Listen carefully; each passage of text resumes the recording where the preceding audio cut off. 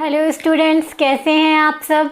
Welcome to you all my YouTube channel easy और concepts. आज हम स्टार्ट करने वाले हैं क्लास 7th का एक new chapter wind storm and cyclone. ये चैप्टर बहुत इंटरेस्टिंग है। बस इसके जो छोटे छोटे जो कंसेप्ट्स हैं आप इनको याद करके चलोगे तो ये चैप्टर आपके लिए बहुत ईजी हो जाएगा। अब स्टार्ट करते हैं इसका फर्स्ट वर्ड विंड। तो आखिर ये विंड है क्या। पहले उसका पूरा चैप्टर का नाम है विंड स्टॉर्म एंड साइक्लोन्स। पहले हम पढ़ेंगे विंड को, इनके बाद स्टॉर्म्स को, उसके बाद साइक्लोन्स को। तो आज हम पढ़ते हैं विंड्स को। विंड्स क्या है अब आप भी देखिए, में एक चीज होती है एयर, एक चीज होती है विंड। तो दोनों चीजें बिल्कुल सेम है। यस, दोनों चीजें सेम है। एक छोटा सा डिफरेंस है जो हमारे सराउंडिंग में हमको जो फील हो रही है, जो एयर फील हो रही है वो है एयर, ठीक है। बट जब ये एयर तेज स्पीड में फ्लो करती है तो वो है विंड। जैसे आपने देखा होगा तब क्या कहते हैं अपन, जैसे अपन ये नहीं बोलते कि आप क्या है विंड अंदर ले रहे हो, विंड बाहर ले जा रहे हो, राइट। इनहेल एक्सहेल में हम किस वर्ड का यूज करते हैं, एयर का, क्योंकि उसमें हम आसपास हमारे सराउंडिंग में जो एयर है उसको अंदर ले जाते हैं और दूसरी एयर को बाहर निकालते हैं। बट जो आपके जो ट्रीज वगैरह हैं ये हिलती हैं, इनकी लीव्स हिलती हैं, वो है विंड। उसमें जो एयर है वो एक हाई स्पीड में फ्लो कर रही है, वो है विंड। तो एक छोटा सा डिफरेंस है विंड और एयर के बीच में।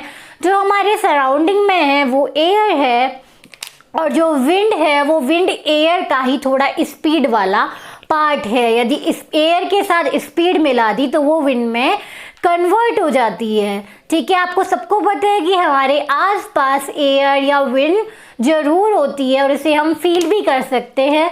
जैसे तब आप अपनी घर की बालकनी में खड़े हो तो आपको फील होता है कि आपके बाल हल्के हल्के हिल रहे हैं, ठीक है। कई बार गाने भी होते हैं, मूवीज में बहुत दिखाते हैं कि बाल हिल रहे हैं, हीरो आ रहा है, इस टाइप से। तो वो सब क्या है, एक विंड है। अब हम स्टार्ट करते हैं हमारी स्टडी को। तो एयर, फर्स्ट सेंटेंस है एयर एक्सर्ट्स प्रेशर। अब जो एयर है वो प्रेशर एक्सर्ट करती है। ये हमें कैसे पता लगा, अभी मैंने बताया कि आप बालकनी में खड़े हो तो आपके बालों पे क्या है, एयर लग रही है, इससे आपके बाल हिल रहे हैं। मतलब जो एयर का प्रेशर है वो आपके बालों पे लग रहा है, इससे आपके बाल हिल रहे हैं, ठीक है। यदि आप बाहर अपनी छत पे कभी पढ़ते हो तो आपने देखा है कि आपने बुक रखी है और उसके बुक के पेजेस अपने आप पलटने लग जाता है। इसका मतलब क्या है, जो विंड है वो फ्लो हो रही है और जो विंड है, जो इसकी एयर है वो प्रेशर एक्सर्ट कर रही है। तो ओवरऑल क्या है कि विंड के पास, एयर के पास प्रेशर होता है, ठीक है। Air exert pressure. And next है when the speed of wind increase it slower down the air pressure। अब आप इस लाइन को देखिए, इसमें इसके अकॉर्डिंग ये है कि जब स्पीड बढ़ती है तो क्या है, प्रेशर कम होता है। मैम हम इस चीज को नहीं मानते, आप गलत बोल रहे हो, क्योंकि जब स्पीड विंड की बहुत तेज होती है तब तो सारे सामान उड़ उड़ के भग जाता है, राइट। तो हम ये मान ही नहीं सकते बेटा, ऐसा नहीं होता। इसमें देखो एक छोटा सा कंसेप्ट हमारा काम करते हैं। आप ये देखिए, जो विंड धीरे धीरे चलती है तो इसके विंड के मॉलिक्यूल के पास एक पर्टिकुलर टाइम होता है कि वो प्रेशर को एक्सर्ट कर सके। बट जब विंड बहुत तेज फ्लो होती है तो इसके मॉलिक्यूल के पास एक पर्टिकुलर टाइम नहीं होता कि वो अच्छे से हर अपने ऑब्जेक्ट पर जो है वो प्रेशर एक्सर्ट कर सके। अब आप देखो सीधी सी बात है कि इसको जनरल एग्जांपल लेते हैं हम। जैसे यदि मैं बहुत धीरे धीरे पढ़ा रही हूँ, ठीक है, मैं बहुत धीरे धीरे पढ़ा रही हूँ तो वीक से वीक और इंटेलिजेंट से इंटेलिजेंट दोनों बच्चों को समझ आएगा, क्योंकि मेरा प्रेशर जो है वो सारे बच्चों पे बराबर है।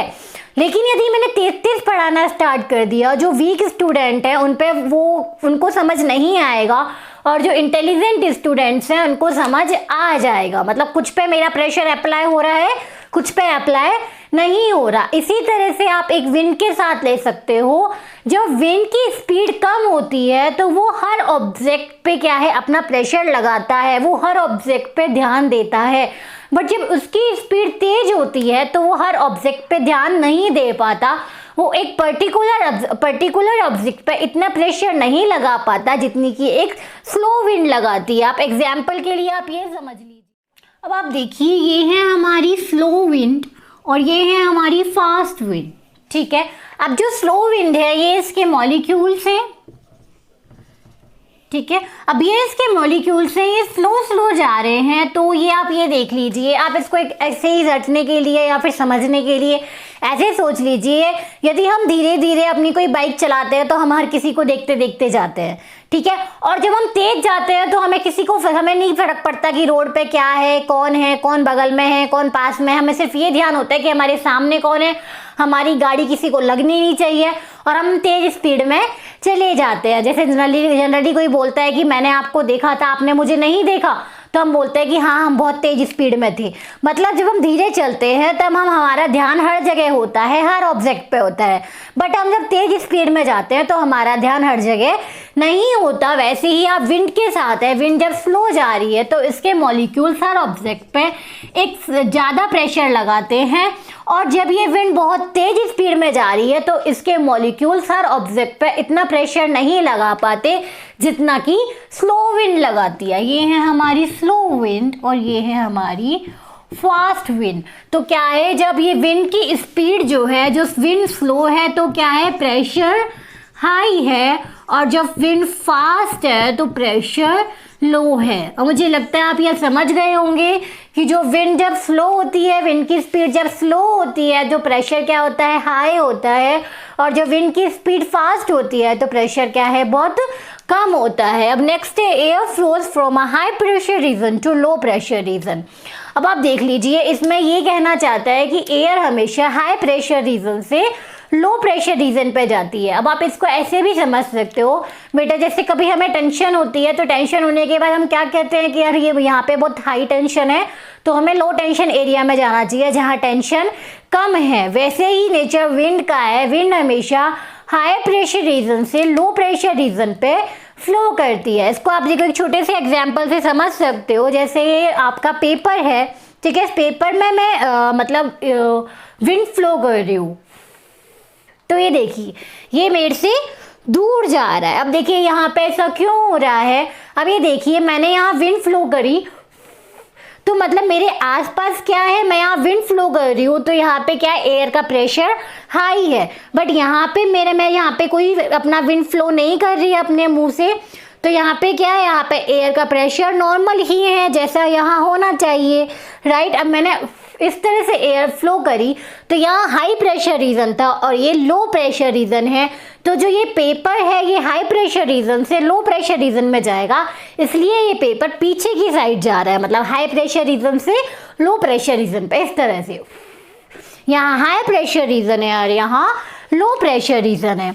अब आप जानते हो, यहाँ नेक्स्ट टॉपिक पढ़िए आप, heavy air high pressure.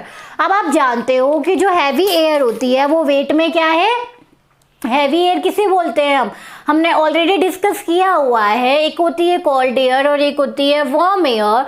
Warm air जो है वो वेट में लाइट होती है और जो कोल्ड एयर है वो वेट में हैवी होती है। अब आप देखिए इनसे प्रेशर कैसे इन पर डिपेंड करता है। अब देखिए heavy air high pressure, heavy air मतलब जो कोल्ड एयर होती है उसका हाई प्रेशर होता है, राइट, और जो वार्म एयर होती है उसका लो प्रेशर होता है। वैसा क्यों होता है, अब आप देखिए, जैसे मैंने आपको पहले भी बताया था, जो वार्म एयर होती है वो rises up and cold air comes down.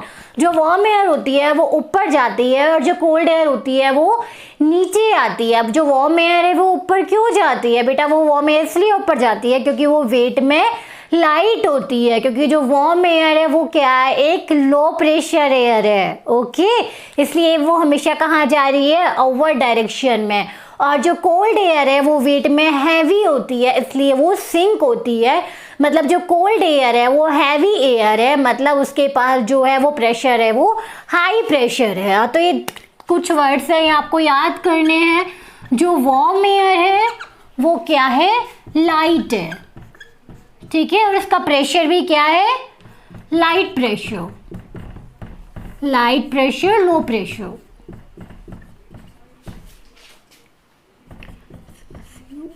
Low pressure, ठीक है।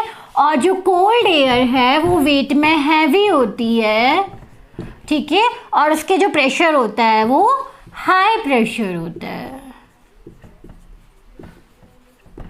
ठीक है, अभी अपनी नोटबुक में नोट कर लीजिए। यदि आपको कुछ नोट करना है तो मेरी वीडियो को पॉज करके आप लोग नोट कर सकते हो।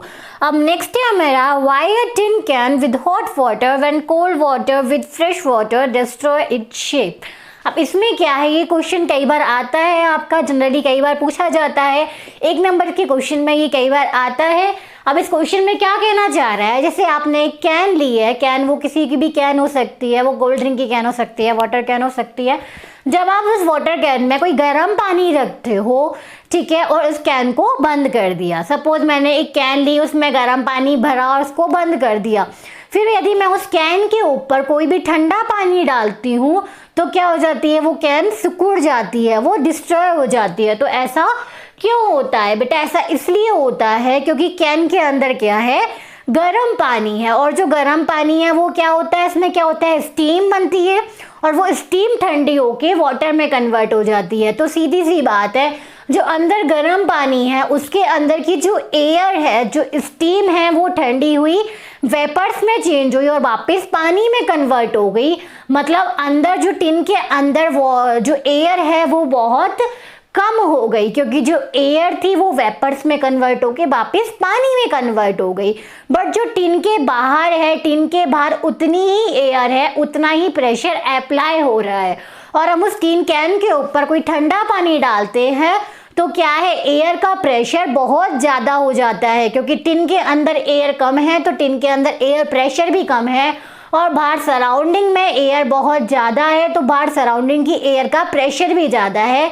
इसलिए बाहर की एयर के प्रेशर की वजह से वो जो टिन कैन है वो डिस्ट्रॉय हो जाती थी। अब ये था हमारा विंड। आगे हम डिस्कस और करने वाले हैं विंड के बारे में, और स्टॉर्म और साइक्लोन्स को भी पढ़ेंगे। यदि आपको मेरी वीडियो पसंद आती है तो मेरी वीडियो को लाइक कीजिए और मेरे चैनल को सब्सक्राइब कीजिए। My channel name is your concepts. Thank you.